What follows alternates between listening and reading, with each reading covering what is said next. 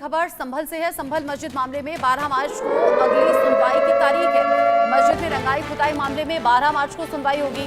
ASI ने high court से मस्जिद की जांच की अनुमति मांगी। 2 अधिकारियों को जांच की अनुमति दी जाए, ये एएसआई का कहना है।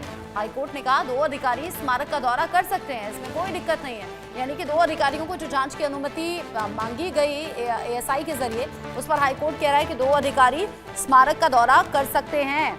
मस्जिद में रंगाई पुताई मामले में अब आगे 12 मार्च को इस पूरे मामले पर सुनवाई होगी। उधर मस्जिद कमेटी का कहना है कि जो मरम्मत का काम है वो जरूरी है, इस पर रंगाई पुताई होनी चाहिए। जबकि एएसआई का ये पक्ष है कि रंगाई पुताई की कोई जरूरत है नहीं, बस यूं ही कहा जा रहा है। इस पर हाईकोर्ट ने भी कहा था कि आप साफ सफाई कर सकते हैं, रंगाई पुताई की अभी जरूरत नहीं है, जैसा कि एएसआई ने अपनी रिपोर्ट में कहा भी है। अब एएसआई ने यह भी कहा था 2 अधिकारियों को अनुमति यहाँ पर दी जाए ताकि वो जांच का काम यहाँ पर कर सकें। हाईकोर्ट ने भी कह दिया कि 2 अधिकारी दौरा कर सकते हैं, इस पर किसी तरह से दिक्कत नहीं होनी चाहिए।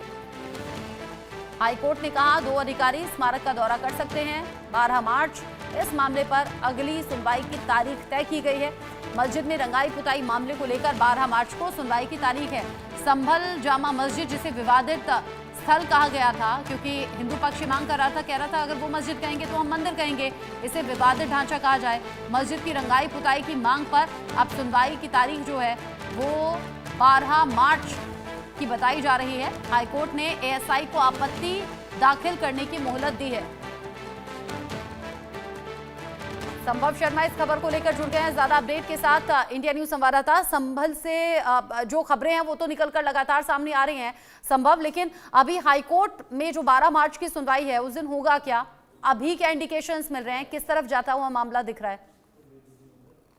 ये कोर्ट प्रोसीडिंग्स है और जिस तरह से जस्टिस रोहित रंजन अग्रवाल इलाहाबाद हाईकोर्ट के जज ने आर्कियोलॉजिकल सर्वे ऑफ इंडिया के काउंसिल से सवाल जवाब किए, वो दिलचस्प भी थे और केस के लिए बहुत रेलेवेंट भी हैं, क्योंकि ये सुनवाई जब व्हाइट वॉश करने के लिए या रंगाई और पुताई करने के लिए जो पिटीशन मुस्लिम पक्ष ने इलाहाबाद हाईकोर्ट में लगाई है या जामा मस्जिद कमेटी ने इलाहाबाद हाईकोर्ट में लगाई है, और चूंकि पूरी जामा मस्जिद एक archaeological survey of India protected monument है, एएसआई प्रोटेक्टेड मॉन्यूमेंट है, तो इस बात का विशेष ध्यान रखना होगा कि एएसआई को लूप में लिया जाए। और पिछली बार भी जिस तरह से एएसआई रिमार्क बात कही थी कि व्हाइट वॉश या रंगाई पुताई नहीं की जा सकती, उससे डीकलरिफिकेशन एक शब्द होता है कि उसका रंग उतर जाएगा, और उससे चूंकि मामला विवादित है और मामला कोर्ट में है, तो अब उसका प्रोटेक्शन और एएसआई की जिम्मेदारी है। तो एएसआई ने एक ओरल रिमार्क में पिछली बार कहा था, उसी बात को इस बार हाईकोर्ट में जस्टिस रंजन अग्रवाल ने इस बात को नोट किया कि आप रिटन सबमिशन दें।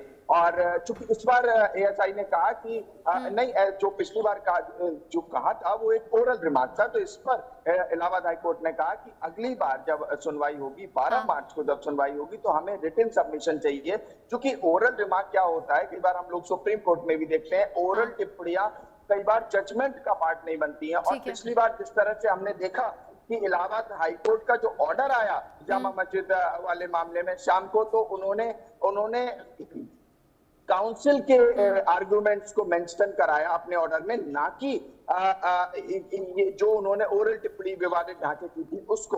तो कई बार ओरल रिमार्क और लिखित एफिडेविट में फर्क होता है, वही इसी को क्लैरिफाई करने के लिए अब अगली तारीख 12 मार्च की यहाँ पर रखी गई। और मैं यहाँ कुछ आर्गुमेंट्स पढ़ के सुना दूं जो एडवोकेट मनोज कुमार सिंह एएसआई के द्वारा रखे गए। उन्होंने क्लैरिफाई किया कि उनका आर्गुमेंट जो था वो अलग था और उन्होंने